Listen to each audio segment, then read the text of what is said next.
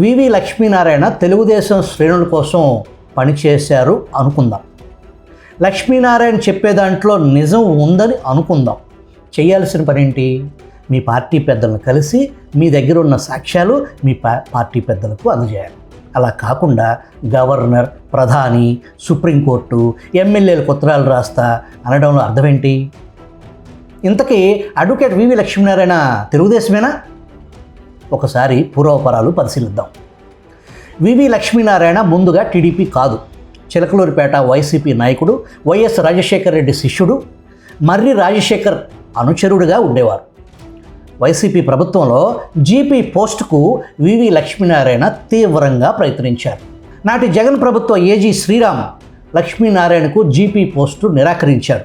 దానికి అసలు కారణం నాడు జగన్ జారీ చేసిన ఫత్వా. నాటి లీగల్ టీంలో కమ్మ సామాజిక వర్గానికి చోటు కల్పించకూడదు అనే రాజారెడ్డి రాజ్యాంగంలో భాగంగా కమ్మ సామాజిక వర్గానికి చెందిన లక్ష్మీనారాయణ జీపీ అవకాశం కోల్పోయారు. ఆ తరువాత 3 రాజధానుల 3 ముక్కల ఆటలో ఉవ్వెత్తున ఎగిసిపడిన అమరావతి ఉద్యమంలో మానసికంగా కుంగిపోయి నేలరాలిపోయిన వారెందరో. అమరావతి ఉద్యమం కొందరికి గుర్తింపు తెచ్చిపెట్టింది.